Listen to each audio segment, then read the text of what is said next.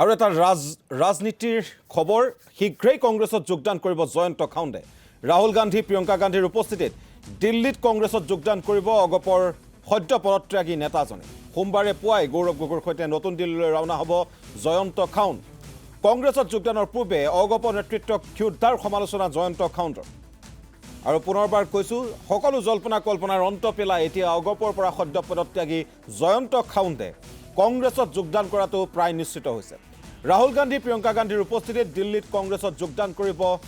জয়ন্ত খাউণ্ডে সোমবাৰে পুৱাই গৌৰৱ গগৈৰ সৈতে নতুন দিল্লীলৈ ৰাওনা হ'ব জয়ন্ত খাউণ্ড আৰু কংগ্ৰেছত যোগদানৰ পূৰ্বে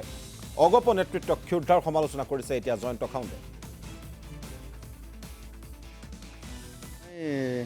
অসম গণ পৰিষদ দলৰ পৰা পদত্যাগ কৰি মই ৰঙানদীবাসীৰ ৰাইজৰ লগত আলাপ আলোচনা কৰিলোঁ সমষ্টি সমিতিৰ লগত আলাপ আলোচনা কৰিলোঁ মোক ভাৰতীয় জাতীয় কংগ্ৰেছত যোগদান কৰিবৰ কাৰণে মোক আহ্বান জনাইছে আৰু ৰাইজৰ আহ্বানৰ প্ৰতি সঁহাৰি জনাই মই অহা কাইলৈ ভাৰতীয় জাতীয় কংগ্ৰেছত মই যোগদান কৰিম আৰু ইতিমধ্যে নিশ্চিত হৈছে যে কংগ্ৰেছত যোগদান কৰিব জয়ন্ত খাউণ্ডে আৰু তাৰ সমান্তৰালভাৱে এতিয়া কিন্তু উত্তৰ অসমৰ ৰাজনীতিত এক সালসলনি দেখিবলৈ পোৱা যাব বুলি আশা কৰা হৈছে জয়ন্ত খাউণ্ড যিহেতু দীৰ্ঘদিনে ধৰি উত্তৰ অসমৰ ৰাজনীতিৰ সৈতে সক্ৰিয়ভাৱে জড়িত কেইবাবাৰো নাওবৈচা সমষ্টিত তেখেতে প্ৰতিদ্বন্দ্বিতা আগবঢ়াইছিল সতীৰ্থ বুবুল হাজৰিকাৰ ওচৰলৈ যাব বিচাৰিছোঁ জ্যেষ্ঠ সাংবাদিক আৰু উত্তৰ অসমৰ ব্যুৰ বুবুল হাজৰিকা আপোনাৰ সৈতে ফোনযোগে সংযোজিত হৈ আছোঁ আমি আৰু আপোনাৰ পৰাই সবিশেষ জানিব বিচাৰিম যে জয়ন্ত খাউণ্ডৰ কংগ্ৰেছত যোগদান বিজেপি মিত্ৰজোঁটৰ বাবে এক কিমান বৃহৎ লোকচান আৰু তাৰ সমান্তৰালভাৱে কংগ্ৰেছৰ বাবে কিমান লাভদায়ক চাওক দেৱপ্ৰতি এটা কথা উল্লেখ কৰিব লাগিব যে অলপতে যোৱা 22 ফেব্ৰুৱাৰীৰ দিনা প্ৰদেশ কংগ্ৰেছৰ প্ৰাক্তন সভাপতি AICC এটা সময়ৰ সম্পাদক হিচাপে দায়িত্বভাৰ বহন কৰা ভূপেন কুমাৰ বৰাই ভাৰতীয় জনতা পাৰ্টীত যোগ দিছিল আৰু ভূপেন কুমাৰ বৰা ভাৰতীয় জনতা পাৰ্টীত যোগ দিয়াৰ লগে লগে দেখিবলৈ পোৱা গৈছিল যে উত্তৰ অসমত কংগ্ৰেছৰ যি এটা ভেটি আছিল সেই ভেটিটো ভূপেন কুমাৰ বৰাৰ লগত জড়িত হৈ থকা দেখিবলৈ পোৱা যায় বিগত সময়ছোৱাত যদিও ৰিপুন বৰা আছিল ৰিপুন বৰাৰ মাজতে তৃণমূল কংগ্ৰেছত যোগদান কৰিছিল আৰু তাৰ পাছত দলটোক উত্তৰ অসমত শক্তিশালী ৰূপত ধৰি ৰখাত বা কংগ্ৰেছৰ যি এটা ভোট বেংক আছিল এই ভোট বেংকটো অক্ষত অৱস্থাত ধৰি ৰখাত ভূপেন বৰাই কিছু পৰিমাণে সহায় কৰা পৰিলক্ষিত হৈছিল কিন্তু পিছলৈ ভূপেন বৰাৰ যোগদানে এই গোটেই প্ৰক্ৰিয়াটো কংগ্ৰেছৰ ভোট বেংকত আঘাত কৰিব বা একাংশ মানুহ ভূপেন বৰাৰ লগত কংগ্ৰেছ ত্যাগ কৰি ভাৰতীয় জনতা পাৰ্টীত যোগদান কৰিব এনেধৰণৰ কথাবিলাকে দলটোক কিছু পৰিমাণে ক্ষয় ক্ষতি কৰা পৰিলক্ষিত হৈছিল কিন্তু একে সময়তে এতিয়া এটা সমতুল্য সমীকৰণ হিচাপে দেখিবলৈ পোৱা গৈছে যে অসম গণ পৰিষদ NDA অন্যতম সহযোগী দল এটা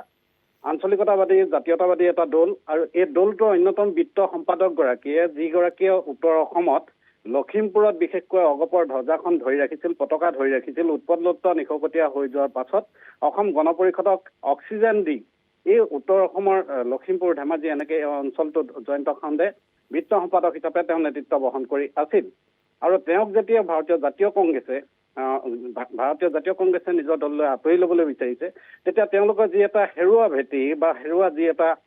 ভূপেন বৰা গুচি যোৱাৰ পাছত ক্ৰাইচিছ বুলি যিটো কথা কোৱা হয় সেই ক্ৰাইচিছটোতকৈ অধিক পৰিমাণৰ তেওঁলোকে শক্তি আহৰণ কৰাৰ নিচিনা তেওঁলোকে অনুভৱ কৰিছে আৰু জয়ন্ত খাউণ্ডক প্ৰাৰ্থিত্ব দিয়াৰ লগে লগে ৰঙানদী বিধানসভা সমষ্টিত নিঃসন্দেহে সমীকৰণ সলনি হ'ব কাৰণ জয়ন্ত খাউণ্ডৰ আগৰ দুটাকৈ নিৰ্বাচনত তেওঁ প্ৰতিদ্বন্দ্বিতা কৰাৰ অভিজ্ঞতা আছে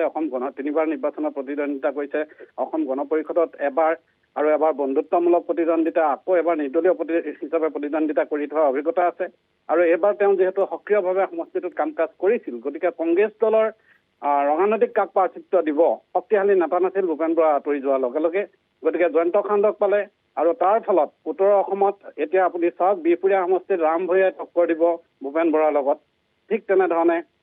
ৰঙানদী সমষ্টিত জয়ন্ত খাউণ্ড আছে ভাৰতীয় জনতা পাৰ্টীৰ প্ৰাৰ্থীৰ সৈতে তেওঁ যুঁজিব পাৰিব ঠিক তেনেধৰণে বৰচলাত ৰিপুন বৰাই নিৰ্বাচন খেলিব গতিকে উত্তৰ অসমত জয়ন্ত বৰা আছে বিশ্বনাথ চাৰিআলিত গতিকে এনেধৰণে এই সমষ্টিকেইটা কিন্তু কংগ্ৰেছৰ পক্ষত কিছু পৰিমাণে শক্তি আহৰণৰ ক্ষেত্ৰত কংগ্ৰেছ দলটো সক্ষম হোৱা নিচিনা এটা ৰাজনৈতিক মহলত ব্যাপক চৰ্চা লাভ কৰিছে আৰু জয়ন্ত খাউণ্ডে কাইলৈ দিল্লীত কংগ্ৰেছ হাইকমাণ্ডৰ উপস্থিতিত অৰ্থাৎ ৰাহুল সোনিয়া গান্ধী লগতে প্ৰিয়ংকা গান্ধীৰ উপস্থিতিত গৌৰৱ গগৈৰ সৈতে উপস্থিতিত ভাৰতীয় জাতীয় কংগ্ৰেছত যোগ দিব হয় নিশ্চয়কৈ বুবুল হাজৰিকা আৰু এটা কথা যে জনমত পিছৰ কথা নিৰ্বাচনত জয় পৰাজয় সেয়া ৰাইজৰ হাতত কিন্তু এটা কথা নিশ্চিত বিগত তিনিটাকৈ নিৰ্বাচনৰ অভিজ্ঞতাৰে এতিয়া জয়ন্ত খাউণ্ডে ৰঙা নদীত জয় পৰাজয় সেয়া পিছৰ কথা, কিন্তু পানী যে ঘোলা কৰিব সেয়া কিন্তু নিশ্চিত। নিশ্চয়কৈ দেখা গৈছিল যে মুখ্যমন্ত্ৰীয়ে ৰঙা নদী সমষ্টিটো ভাৰতীয় জনতা পাৰ্টীৰ পক্ষত থকা সমষ্টি হিচাপে ইতিমধ্যে তেওঁ ডিক্লেয়াৰ কৰিছিলে 2-3খন সভাত বা সাংবাদিকৰ মুখামুখিত তেওঁ উল্লেখ কৰিছে মুখ্যমন্ত্ৰীয়ে যে ৰঙা নদীত বিজেপি কেণ্ডিডেট হ'ব 100% নিশ্চিত। ঠিক তেনেধৰণে নাওবৈচাৰ কথাও কয়। নতুনকৈ যিকেইটা সমষ্টি ডিলিমিটেশ্যনৰ পাছত গঠন হ'ল লখিমপুৰ, চিচিবৰগাঁও, নাওবৈচা, ৰঙা নদী, এই সমষ্টিকেইটাত ভাৰতীয় জনতা পাৰ্টীয়ে নিজা প্ৰাৰ্থী প্ৰক্ষেপ কৰিব এনেধৰণৰ ইংগিত মুখ্যমন্ত্ৰীয়ে দি আছিল। আৰু গণপৰিষদ দলৰ ফালৰ পৰা জয়ন্ত খাউণ্ড